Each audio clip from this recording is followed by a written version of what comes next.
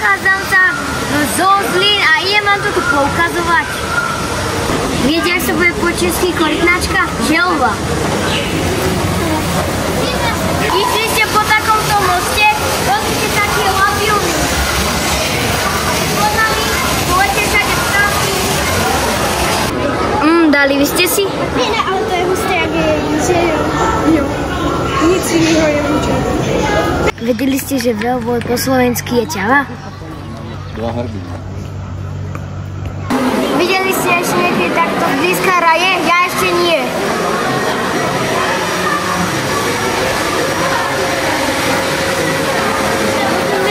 A toto je moje obľúbené zviera, pinguš. Pozrite sa, on je až tak blízko, že ho môžem chytiť. Pozrite sa, až dotiahnem tam rukou. Pozrite sa, aké sú zlatučky. To je krava. Pozrite sa za nami, aký je gigant. Tu je krava. Pozrite sa, tam má aké gigantické krmitko.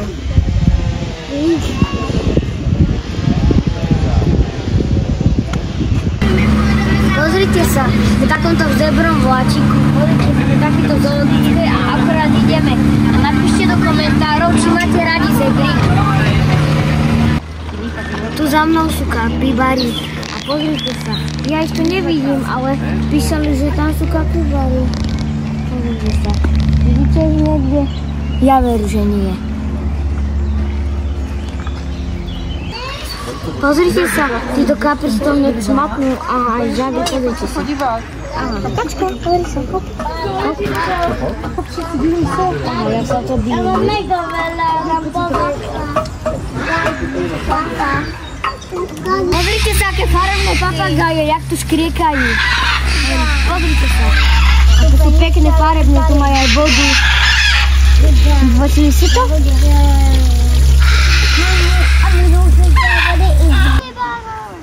A konečne sme našli tej kapibary, pozrite sa. Oni tam len tak ležia a čujú. Moraj, ne? Vidíte, oni tam len spia, tie kapibary.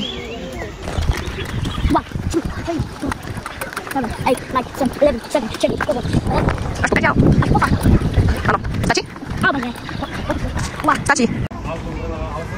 Pobehali sme zvieratka a teraz ideme do závodov Zlín a ideme si tam dať nejakú limonádu. Tak poďte. Aj v Zlíne majú môj obľúbený obchod Flight Angle.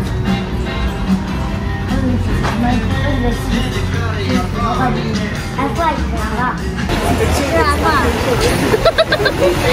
A toto je fontána v Zlíne.